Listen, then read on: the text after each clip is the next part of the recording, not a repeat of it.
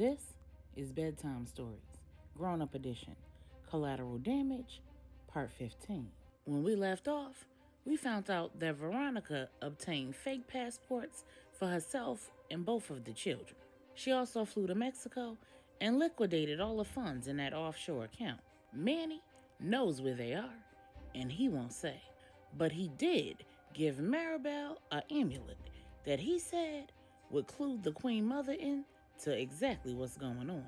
She was supposed to give it to the Queen Mother when she got back to Texas on Wednesday, but Donovan was able to convince her on the phone on Tuesday to send a picture of it to the Queen Mother's phone in an encrypted message. And as expected, he had to help the Queen Mother open the message. Unbeknownst to the Queen Mother and Maribel, Donovan knows exactly what part of the world that rare gem is found in: the Dominican Republic. The day before, on Monday, Q and LJ had some suspicions about Lorenzo and Manny, and they clued Idra Charles in right before he flew from Texas to Puerto Rico to have a sit-down with Manny.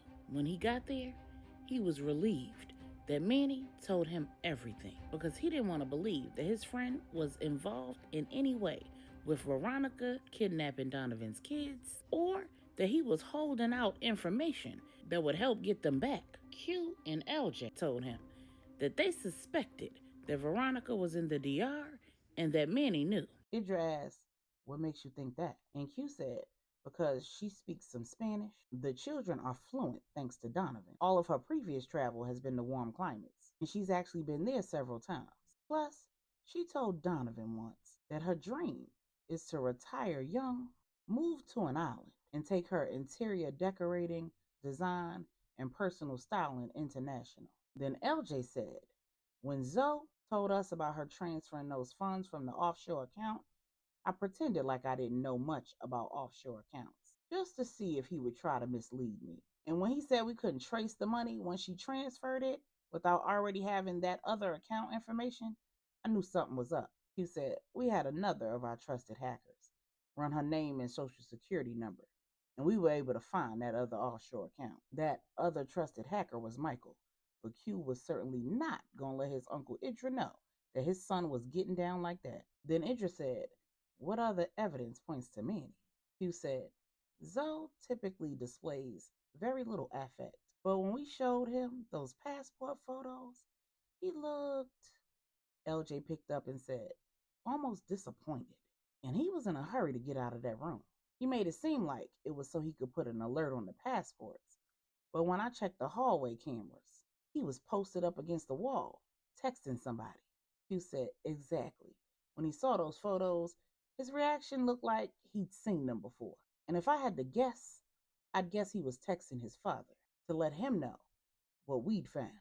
Idris said, "Sounds like a lot of assumptions to me, but I can imagine that with your experience and intuition, you might be onto something.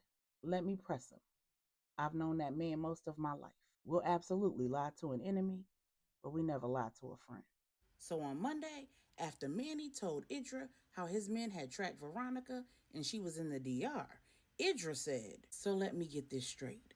Veronica has taken the St. James and Baptiste legacy into Ramirez territory? She doesn't understand the magnitude of what she's done. And she can't possibly know that she walked those children into the lion's den. The Ramirez family was crippled, but they've been waiting for an opportunity to shake back and strike back, and she just gave it to them." Then Manny told Idra that he already had men posted up in the DR, keeping an eye on the kids and keeping him updated on the movements of the remaining members of the Ramirez family and their associates. And they're laying low, just waiting for the word. As Idra and Manny begin devising a plan to extract the children before the Ramirez family can make a move on them, Idra puts in that call to send his own men to the DR to back up Manny's men. Then Idra said, "I told Queen Bella that I wouldn't return until I was returning her grandchildren. Go ask your wife if I could stay here with y'all." Manny laughed and said she would love that. So Q, Angela, and the Queen Mother are waiting in the exam room for Maribel It's Angela's 30-week prenatal appointment. When Q gets a phone call, it's his Uncle Art. When he steps out of the room to take the call, Uncle Art says, Q, we have an issue. When I got to the airport this morning, I realized that one of my Cessnas is missing.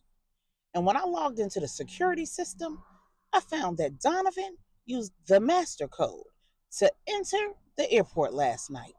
And he left in one of the Cessnas. When I tracked it, I discovered that he flew to the Dominican Republic. And when I went in my office to get the satellite phone so I could call him, I found the note. You need to call your uncles. When Q got off the phone with Uncle Art, he called his Uncle Idra. Getting no answer, he said, Lord, help me. In that moment, he knew that he was going to have to call his Uncle Samuel, and then he was going to have to agree to do whatever his Uncle Samuel required to help Donovan. He knows that once he makes this phone call, he's absolutely going to owe the family, and he's not going to be able to get out of it. But he's willing to take that risk to save the life of his only living brother. But when he calls his Uncle Samuel tells him, me and your Uncle Nigel know all about it. And you need to have a conversation with your mother because we can't help you. Pissed, Q returns to the exam room, but he has to put his poker face on because he does not want to upset Angela. His wife is in the middle of completing a biophysical profile on the twins and having an ultrasound. Afterwards, Maribel performs a non-stress test, a NST, to measure each of the baby's heart rates individually and monitor how the babies respond to movement. She also has another cervical length assessment, all in an effort to rule out signs of preterm labor. When the exam is concluded, Maribel is pleased to see that Angela has gained a whole 7 pounds. But she's also concerned because the test results show that Angela is in danger of going into preterm labor. So she starts her on steroids and lets her know that her plans for a natural delivery may just have to change. Maribel says, the good thing is, I will not be leaving town until you deliver these babies. I'll be available to you 24 hours a day. And I'm not putting you on full bed rest. I think you're doing good on modified. I just need you to be a little more conscientious. Spend a little more time at that 45-degree angle and put a little less pressure on your cervix, if you know what I mean. Then she said, and if there are any lingering nursery plans, go on and finalize them. If there are plans for a baby shower, I'd hold that off and complete any remaining baby shopping online. Oh, and make sure you have your hospital bag packed. But let somebody else do it. You just supervise from the bed, okay? When Angela is dressed and ready to go, Q takes Maribel to the side. After telling her that Donovan took a plane from the hangar and landed in the DR, he asks her, so do you know any reason why he'd do that? Maribel says, no. And then she tells him about the conversation that she had with Donovan and the photo that she sent to the Queen Mother's phone in an encrypted message. When Q asks what the picture was of, Maribel says, just ask your mother to show you the item. I gave it to her in the hall when she and I were waiting for Angela to change. When they get back to the estate, Q gets Angela settled in the bed with her computer so she can finalize that shopping. And then he goes and finds the Queen Mother.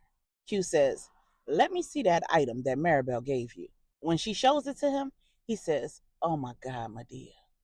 Donovan saw this. She says, he saw the picture? Why? Then he tells her that Donovan is in the DR. The Queen Mother says, how would he guess? Q says, Medea, even I know that this is a rare gem that can only be found in the Dominican Republic. So of course Donovan knows. Then he tells her about his phone calls to Uncle Idra and Uncle Samuel. And she says, it's complicated, son. You know that. But it'll be all right.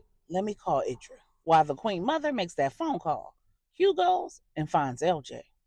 He tells him what's going on, and they agree that they need to be on the first thing smoking to the Dominican Republic. Then both men go break the news to their wives. When Q tells Angela that he's going to rescue Donovan, she says, so that means you're going to have to bring back Killer Q, at least temporarily. Q says, yeah. I can't lose my last remaining biological brother. Angela says, I understand, babe, and I'm going to be praying the whole time you're gone. But I need you to promise me that you're going to come back to me and our children. Q says, I can't promise that, but I promise to do everything I can to make it back here in one piece and to bring my brother and my niece and nephew back with me. A few minutes later, they hear a knock on their door. It's LJ and Regina. Regina says, listen, I know y'all got to do what y'all got to do, and I got y'all back on it. But if y'all niggas go over there and die, I'm going to kill y'all. LJ and Q both bust out laughing. And LJ says, babe, you know that she said, I know what I said, and I meant it. Now, before y'all leave, make sure y'all talk to MomBrenda. She's been saying some interesting stuff today, and I don't know if she talked to God or Donovan before he left. When they go to MomBrenda's room and tell her what's going on, she prays over them for Donovan, the kids, and Veronica. And then she blows their minds. She tells them that all four of them are in danger, that Veronica trusted the wrong person, and that they need to ask God who to rescue first. In the middle of their discussion, Maribel shows up at the estate. When the Queen Mother lets her in, she asks her, how on earth did Donovan put two and two together and come up with the DR? The Queen Mother says that it was the picture. And then she tells Maribel the significance of the amulet. And Maribel tells the Queen Mother that she feels like it's all her fault. She should have never sent the picture and just waited until Angela's appointment to give the Queen Mother the amulet. The Queen Mother says, Maribel, guilt is a gift in the hands of the enemy. There is no blame here. Donovan would have done this at some point because he would have figured it out at some point. That's what his mind is trained to do, baby. When Pops Andy enters the foyer, the family has another visitor. It's Woody. And when LJ and Q enter the foyer and update Pops Andy and Woody on what's going on, the two men agree that they going to the DR too. Then the four men split up to pack, and Woody goes back to the hotel and to the firm so that he can get the weapons that they'll need. At that moment, the nurse wheels MomBrenda into the foyer. She tells Maribel that she needs to speak with her privately. Then the Queen Mother tells Maribel that when she's done talking to MomBrenda, she should stop in and see Angela and make sure that her and the twins are good. Then she heads to their suite herself because she needs to have a word with her son before he leaves. She knocks on the door and waits because she knows her son and daughter-in-law enjoy their marital bed. And this situation wouldn't be a deterrent. After a few moments, Q opens the door and she sees that she was right. He's half dressed and Angela's in the bathroom. She says, I just need a moment of your time, son. Make sure before you leave this house, you talk to those children, especially Angel. There's a reason why he's always up when you come home, no matter how late it is. He has not been the same since Puerto Rico. He doesn't say much about it, but I know that that whole situation still weighs heavy on his young spirit. He needs to hear from his father before you leave. Meanwhile, in the sitting room, Maribel and MomBrenda are enjoying getting to know each other. When MomBrenda says, so I understand you're the outdoorsy kind of girl, Maribel says, I guess. I mean, growing up in Puerto Rico, we spent a lot of time in the mountains and in the woods. MomBrenda said, and being a North Carolina girl, I spent a lot of time in the mountains and the woods too. One thing us outdoorsy girls know is directions. Tell me something. How do you find north at 10 a.m.? Confused, Maribel said, well, you follow the path of the sun. At 10 a.m., it's not going to be quite in the center of the sky yet. So if you point your right arm, the direction that it's coming from, and your left arm, the direction that it's going to, then your right arm is pointing east, your left is pointing west, and you're facing north. MomBrenda said, right. And what do your arms look like in that position, dear? Maribel held both of her arms out and said, a cross. MomBrenda said, right. We've all got to find our own path and our own true north. And we've all got to carry our own cross. Don't worry about Donovan. He'll find his way. He's just doing what we all have to do eventually. Then she handed Maribel a sealed envelope with her name written on it in Donovan's handwriting.